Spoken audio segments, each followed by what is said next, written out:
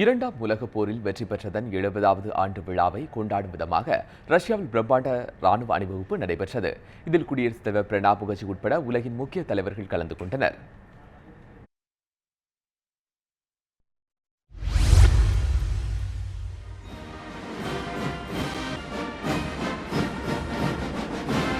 இரண்டாம் உலகப் போரில் ஜெர்மனியின் நாஜி படையை வென்றதின் 70ஆம் ஆண்டு நினைவு தின பேரணி ரஷ்ய தலைநகர் மாஸ்கோவில் நடைபெற்றது.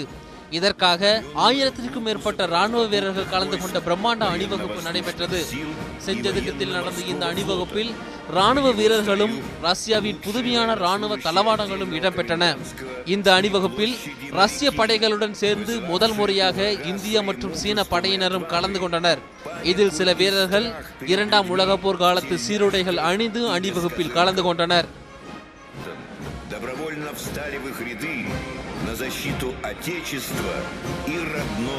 இந்த நிகழ்ச்சியில் சீன அதிபர் ஜி ஜின்பிங், இந்திய குடியரசுத் தலைவர் பிரணாப் முகர்ஜி, ஐநா பொதுச் செயலாளர் பான் கி மூன் மற்றும் தென்னாப்பிரிக்கா, கியூபா, வெனிசுலா, எகிப்து உள்ளிட்ட 20க்கும் மேற்பட்ட நாடுகளின் தலைவர்கள் கலந்து கொண்டு அணிவகுப்பை பார்வையிட்டனர்.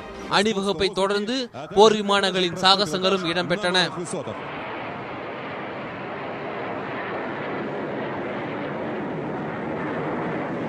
இதனிடையே இந்த அணிவகுப்பு நிகழ்ச்சியை மேற்கத்திய நாட்டு தலைவர்கள் புறக்கணித்தனர். உக்ரைன் கிளர்ச்சியாளர்களுக்கு ரஷ்யா ஆயுத உதவிகளை செய்து வருவதாலே இந்த புறக்கணிப்பு இருப்பதாக கூறப்படுகிறது. அணிவகுப்பை தொடர்ந்து ரஷ்ய அதிபர் விளாடிமிர் புதின் தலைமையில் பொதுமக்கள் கலந்து கொண்ட பிரம்மாண்ட பேரணி நடைபெற்றது. நாட்டுப்பற்றை போற்றும் விதமாக நடத்தப்பட்ட இந்த பேரணியில் 2 லட்சத்திற்கும் மேற்பட்ட பொதுமக்கள் கலந்து கொண்டனர். அவர்கள் இரண்டாம் உலகப் போரில் உயிரிழந்த வீரர்களின் படங்களை ஏந்தியபடி பேரணி சென்றனர்.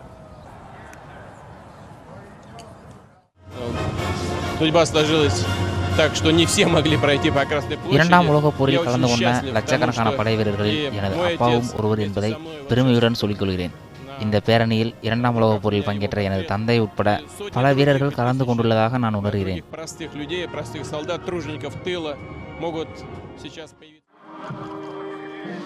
இந்த நிகழ்ச்சிகளின் தொடர்ச்சியாக இரண்டாம் உலகப் போரில் உயிரிழந்த வீரர்களுக்கு மலர் அஞ்சலி செலுத்தும் நிகழ்ச்சி இன்று நடைபெறுகிறது.